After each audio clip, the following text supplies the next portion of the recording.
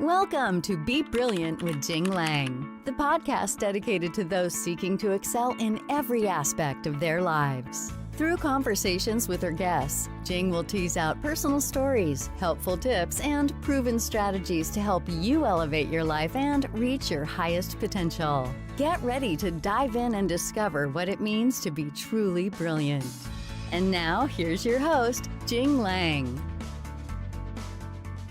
Ms. Kalpana Shah is a distinguished figure in the UK insurance and investment industry. Formerly the long-standing Group Chief Actuary and partner at Hiscox until 2016, Kalpana is now a trailblazer and one of the few female chairs in the insurance industry. Kalpana is a board chair, a portfolio non-executive director, and an immediate past president at the Institute and Faculty of Actuaries. Good afternoon, Kalpana. How are you doing today? Oh, great, thanks. And thanks for having me on this podcast. Delighted to be here. I'm so delighted to have you. Kalpana, can you give us a sense of your cultural heritage?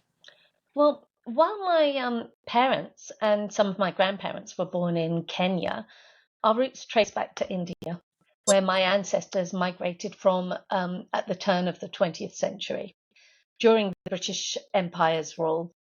Though my family preserved our ancestral culture and religious beliefs, we embraced the unique East African influence that shaped our identity. So I was born and raised in the UK. I navigated the complexities of balancing distinct cultural identities, one at home and another at school. Over time, I learned to blend these worlds, and this journey has deeply influenced my approach in both my personal and professional life. I take immense pride in my heritage, which has instilled in me resilience, a strong work ethic, and empathy, qualities that are central to who I am today. So most people don't know you were an actress and a model before you floated into the actuarial profession. Wow, what a change. Tell us more about that. Well, I wasn't expected to have a career. In my upbringing, education was seen more as a pursuit for personal growth rather than a path to professional success, with the ultimate goal being marriage and raising a family. And while I did eventually marry and have children, my journey took many unexpected turns along the way. I started with a series of short-term jobs, not with a career plan in mind, but more for the experience, working on the shop floor, answering phones, performing in dance shows and TV work, and spending time on the trading floor at the London Commodity Exchange. Eventually, I transitioned into underwriting and ultimately became an actuary. After nearly 20 years at a company where I reached what I once saw as the pinnacle of my career as Group Chief Actuary and partner at a global insurer, I felt the urge to see what else life had in store for me. I made maybe the bold and risky decision to leave behind a secure, high-profile position, thinking I was done with being an actuary. However, I soon realized that once you're an actuary, it's something you carry with you always. Since then, I've embraced a new chapter filled with unexpected adventures and seizing opportunities I could never have imagined. But looking back, all of my early jobs, from the shop floor to the stage and the trading floor, played an integral role in shaping my distinctive personal brand. These diverse experiences allowed me to break free from the traditional image of an actuary, giving me a broader, more dynamic perspective that's empowered me to explore new ventures and continue evolving in my career. It's funny how life sometimes comes back full circle. Through being profiled as one of Cranfield University's top 50 women a few years ago, I was given the opportunity to model shoes and handbags for Jimmy Choo. A surprising and delightful nod to my early days. That is so cute. Wow, Kalpana, what an interesting pivoting life you have had. I want to go back to what you said about leaving that behind. It was at 2016 when you stepped down from the Group actuary role. How did it feel when you were say goodbye to the perceived status, prestige, financial security? What went down inside when that happened? Well, it wasn't an easy decision. It was driven by my desire for greater purpose and balance in life. I realized that while the role came with status and financial rewards, it wasn't fulfilling my deeper need for personal growth and impact. I gained more time to focus on what truly matters to me, contributing to social good, mentoring the next generation of professionals, and exploring new ventures. So this decision was far from me easy, but it's allowed me to redefine success on my terms and pursue work that aligns with my values and passions. And speaking of social good, one of the things you did in 2020 when COVID-19 first hit is that you led the first group of actuarial volunteers to look at emergency analytics. Take us back to that environment. Well, the whole time it was marked by uncertainty and urgency and a need for quick data-driven decisions. We all sat there watching helplessly on TV, but sat at home. So when the chance came to lead a team of volunteer actuaries to support the UK's National Health Service, it was an intense yet fulfilling experience. I'd never met any of them before, and we worked purely remotely. We worked long hours under immense pressure to provide crucial analytics that could inform healthcare capacity planning, emergency responses. But despite the challenging circumstances, the collaborative spirit and commitment to making a difference kept us going. This was all on top of everyone's day jobs and showed me how much actuaries can, how broadly we can contribute in areas I never thought we could. We were making a difference. There's so much more we can do than we're currently doing. So speaking of actuaries, when you're the president of FOA, I understand you just moved into the past president role. You talked about culture transformation a great deal. What does that mean to you? Well, for me, it was about placing members at the heart of the organization and being truly responsive to their needs. Cultural transformation is about breaking down barriers that stifle innovation and collaboration, ensuring that all voices are heard and that different perspectives are valued. We're a global body. We've got members around the world. We've got members working in different sectors. We need to take all these opinions into account and really listen. So for me, it's not just about ticking boxes. It's about creating meaningful and sustainable change within our institutions so they reflect the diverse world we live in today. This transformation empowers individuals, embraces new ways of thinking, and builds a more inclusive, progressive future with the needs of our members guiding our evolution every step of the way. How do you measure the success of the transformation that worked? A cultural transformation doesn't happen overnight. So we start it. There will be more KPIs coming, but really what we started off with, the largest member engagement exercise in our history. We spoke to everybody, especially the people who had the most concerns. We wanted to hear from the disenfranchised. We wanted to hear from people with different perspectives, but not just hear, but to actually listen. And when you win those people over, for me, that's a KPI in itself. So that sort of thing. And also, it's not just about me, but it's about the organization and how it carries on. You've got to remember that we've grown significantly over the years. With any organization that goes from small to big, there'll be a cultural transformation. People won't know each other as much as they knew each other before. People won't agree with each other maybe as much as they agreed before. I guess to make our customers our members, they're also the public, they're also our employers. If we can keep them engaged, if we can keep them enthusiastic about the future, if we can keep attracting volunteers to come and help. Do you have a sense of how many countries are currently following the UK education exam system? Well, I'm not sure about how many countries. A lot of our early actuaries, our pioneers, were really passionate about growing the profession around the world, not necessarily under the IFOA, but they went out to different countries and continue to do so to help them set up their own organizations. So many of those organizations began by using our methods, our exams, and many still do. We have got members in over 120 countries, which is significant, clearly. Many of the organizations still use, at least in part, our exams, and a lot about the structure as well.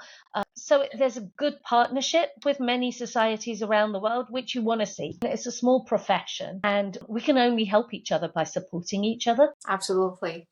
Well, when you mentioned small profession, what do you think about branding and reputation of actuaries? How do you think about that? Well, this is the thing, isn't it? What actuaries are known for is their analytical rigor and expertise in risk management, which are highly respected traits. However, I believe there's room to expand the perception of actuaries beyond being number crunchers. We're natural problem solvers, and we draw insight from complexity. We have so much to offer in terms of strategic thinking, leadership, and innovation. The brand of actuary should reflect not only our technical skills, but also our ability to tackle complex societal challenges, influence policy, drive positive change across industries. Actuarial organizations around the world are slightly different in their focus, but I see actuaries internationally branching out into many areas beyond traditional. So there's a great opportunity to redefine what it means to be an actuary. I am absolutely with you. I would love to see we as a profession being recognized more than the typical things that we have been known to do, because we're full beings and there are so many more things we can tackle. And I feel the companies, employers, and the general public, as you pointed out, Kalpana, would also be able to benefit from having actuaries in other functions. I want to ask you next regarding your position on personal branding. Is that something that we should actively cultivate or passively waiting for to be assigned? Well, I guess we don't start our careers thinking about personal branding, but over the fullness of time, I can see how it's really essential, particularly in today's interconnected world. It allows us to differentiate ourselves and communicate our values and showcase our unique strengths. Developing a personal brand gives us the freedom to break away from stereotypes and define ourselves on our own terms rather than conforming to expectations set by others. While personal branding should always be authentic and not forced, it's important to actively cultivate it by being intentional about how we present ourselves and our work. A strong personal brand can open doors, build trust, create opportunities, but it must be rooted in integrity and aligned with who we truly are. Can you elaborate on rooted on integrity? Well, I mean, I guess you don't have to. You can build a brand on somebody else, but I think it shows. In the end, it shows. If you're genuine, if you mean it, there'll be some consistency. There'll be some consistency on your messaging. There'll be some consistency on the sort of things, the sort of behaviors, the sort of culture you're trying to build. And I think that's important. People don't think they're just getting a number cruncher. People don't think they're just getting somebody to make decisions. They're getting somebody they trust. They get somebody they relate to, or maybe not. They sort of know what you stand for. And I think that's really important. I appreciate that. Kalpana, you obviously have done quite a few different things. Do you have any advice for people who may be interested to try something but a bit fearful of what if it doesn't work out? Well, you know what? My whole career has been one risk after another. I've jumped from this to that. There was a phase I was at one company for nearly 20 years, and that was for a number of reasons. It wasn't intentional to stay, but it worked. I knew what I was doing. It was a time in life it worked, and the work was stimulating and challenging. But equally, I've seen lots of things not work. The opportunities I have had, and I think a lot of people look at people who've done well or done something different and gone, wow, you're lucky, or how did you do that? What they don't see is how many things you didn't do, how many things you were unlucky with. And I think that's the key. I think there's an element of resilience that you really need. You're just not going to get anything unless you try. And when you try, you're going to fail. You're going to fail a lot.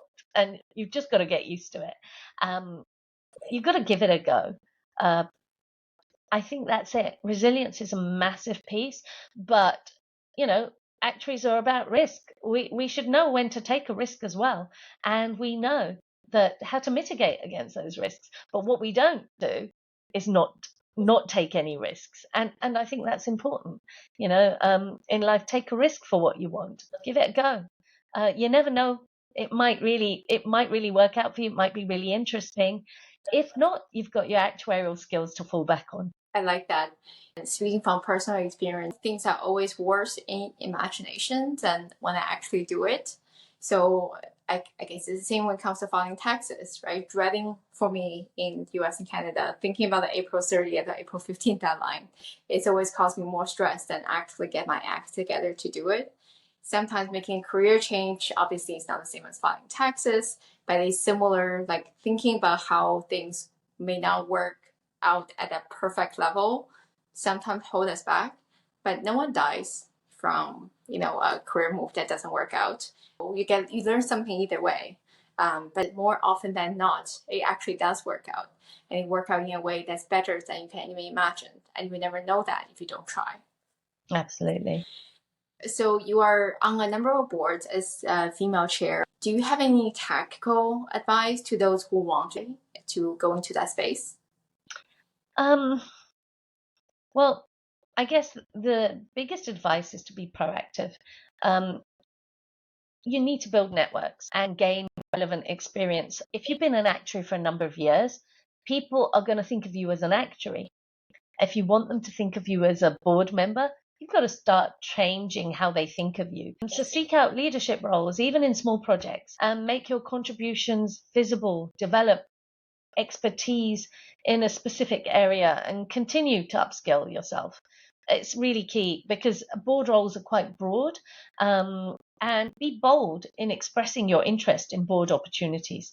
Sometimes you have to raise your hand to be considered.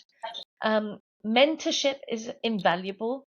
Seek guidance from those who've walked the path and can help you navigate the boardroom dynamics. And most importantly, trust yourself and don't overly listen to all those that tell you otherwise. So I'm going to keep listening until I hear the answer I want, right? This is generally how it has worked for me. Kalpana, for a common recommendation for those who want to become a board member is to get on not-for-profit board first, because that's typically volunteer work, is not paid, and then move towards the for-profit roles where it is a compensation attached. Do you recommend that approach as My answer would be not necessarily. What I'm conscious of is that many people are looking for a change of lifestyle when they're going into board roles, and they're actively trying to maybe get work-life balance. So by taking a not-for-profit on top of your day job, you're making a serious extra commitment. And whilst that's great, if you want to, and for me, my not-for-profit roles, to be honest, I took them more once I was already a non-executive director, because I finally had the time to do the things I wanted to do. I was fortunate that I got a paid non-executive director role quite quickly, but I was conscious that there were many things I wanted to do in life. So I'm definitely not saying don't take not-for-profit roles. But what I'm saying is that I'm not necessarily convinced that they're the right step ladder. People often will judge you by your first role. And if you think that you're worth such and such, try and build a case for getting the role you want. And I think that's really important. There are many roles in your executive career that you can get involved in broader discussions, in strategic thinking, in collaboration, in teamwork, to show you've got the board skills. So I would say just think carefully when you pick your first one, because it sort of will be a marker for your second one, possibly. Is there a particular program you recommend to get your education required helpful to get into the board work? Particular program. Now, what I did was, to be honest, was I had no clue how to become a board member. No one in my family had done it. No one in my circle had done it. I'd seen board members come on board. Had no clue how they'd had. I had seen men in the company get into those sort of non-executive roles, but it felt so alien to me that I wouldn't have known. So a lot of the advice I was getting was quite contradictory. But that's what I thought was important, getting as much advice from people as possible. And so I went and asked questions to people who were already there, were thinking about it. I think a lot of the best information you will get is from people around you. People are really happy to help other people. So just ask. You'll be surprised. There are courses that will help. Your CV might have to be written differently. You might want to learn about the duties of a director and things like that. But the director is changing. The role of a director is changing. And as actuaries, we're good at governance. We're good at risk. We're good at quantifying things. We're good at judgment. So we already have a lot of skills to bring to the table. And I think that's a lot that we've got to learn to focus on, to be able to think about what skills do we already have, because it's not such a giant leap as you'd imagine. I think the biggest bit is that communication element and stand back and not getting stuck in the detail, to be able to look at the big picture. And some of that might be a self journey a bit. Maybe look at your boss, look at the people who you admire in those positions, and try and figure out how they're behaving. I think I did a lot of that. I looked at the people who were really successful, and whether I thought that they had in-depth skills or not, they were very successful. What were they doing differently? They're role models all around us. You might not call it that way, but there'll be things you like about a lot of people. I think just watch, just learn that way. But communication's a big deal. And I think that's important. So if courses will help, but there's a lot of free stuff, and there are a lot of free courses as well. There are a lot of clubs and societies, especially for actuaries, that are helping increase your learning. So just explore. We're actuaries, we like learning. There's lots out there. Go for it. Thank you. I want to ask you another question, just going into the communication a bit more. We met a few months ago and in Singapore for the AI summit. I was so blown away by you, Kalpana. You were so direct and candid, not in a way that is like overpowering, but you are very clear at what you're asking. Has that always been your style, or was that something that you cultivated throughout your career? It's interesting because it's not the first time I've heard that. And I think when I first started out at work, I never imagined that I'd even be able to ask someone to do something. Starting out at work and not being able to, you're just confused. How am I going to manage someone? How am I going to ask people to do things? These things come with experience, but what I found served me well was to say what I think. I didn't look the same as everybody else. I was a different gender from most of the people I was working with. I was a different generation. I was much younger. I was working with people a lot older than me initially. I was a different color. There was so much about me that was different, that it wasn't going to be, oh, I will be subtle, I will fit in, and I will ask. I wasn't networking in those circles where many men might go out socially afterwards, explain to each other, they have a friendship and they understand what each other means. I didn't have any of that. You have one opportunity for me. I had to get my point across, and I had to get it across now. Otherwise, there was no second opportunity. So I guess it's that piece that's worked for me. People have different styles. But I know that if I didn't make my point, and I didn't make it clearly, also you would have heard, very used to somebody else taking the same point later. It's a women thing. Women are used to it. You've got to be as clear as possible. Otherwise, somebody else gets the credit. These things you gradually learn. And if you don't, some people don't need to. Some people don't need to be clear. They can be subtle. They can be polite. They can be, and great. Good luck to them.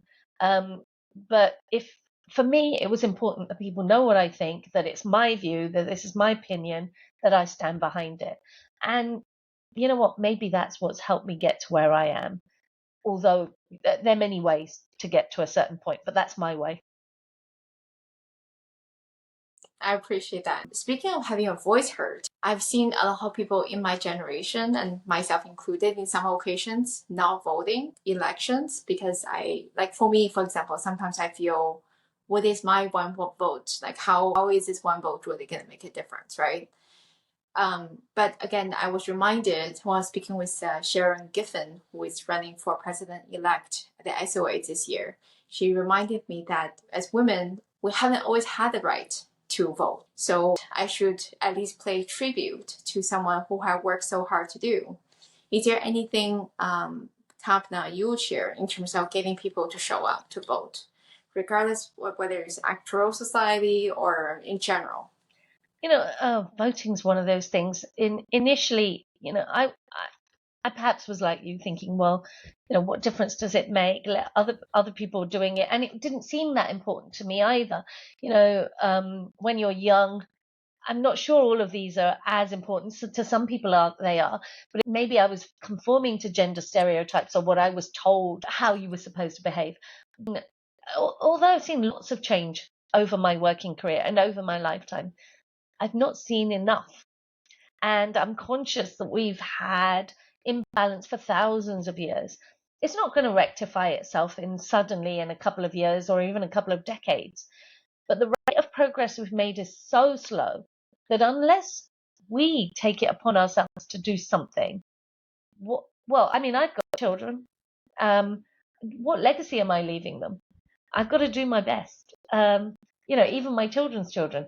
This is the only way we're going to change it. We're going to have to be a bit more concerted about it. We're going to have to get people who represent us, not expect people to speak up for you if you haven't chosen people who you think would speak up for you. So I think that at some point you think about the next generation, and when you do, that's where it becomes more important. That makes sense. I want to ask you another question since you're in such highly visible positions, Kalpana. So compensation has historically been a debilitating topic for women, probably even more so for women of color. When you navigated your career, Kalpana, how do you know that you are being compensated accordingly? And how do you ask for what you think you deserve? Well, assessing my worth, it begins by understanding the value I bring to the table and staying informed about market standards. So for many women of colour, advocating for fair compensation can be particularly challenging due to systemic biases. And I don't have all the answers here. I recognise that some of the roles I've taken on involve breaking barriers. And as a result, I had to accept that I might not always be fully compensated on par with my colleagues. Life isn't always fair. As a society, we still have a long way to go towards achieving true equity. However, it's still crucial to approach negotiations with confidence, with clarity, and resilience. Compensation is not just about money, but also about recognition and respect for my contributions. By being well prepared with the data, being assertive in my approach, and seeking out mentors or sponsors for guidance. And I think we'll get to a better place. But I think there's a lot of progress in that happening. We're giving people the tools to get a fairer compensation. There's a male mentor that I had. He said that he would talk to a recruiter every couple of years just to see what the current market condition was. And I was like, wow, I did not even came to my mind. But of course, now that I heard that, it makes so much sense. It's good to know that there has been a lot of progress made. And I guess ultimately the responsibility still come to the individual person, right? If for them to do their research, to, like you said, to go to their managers with the data to fight for what they think they're worth.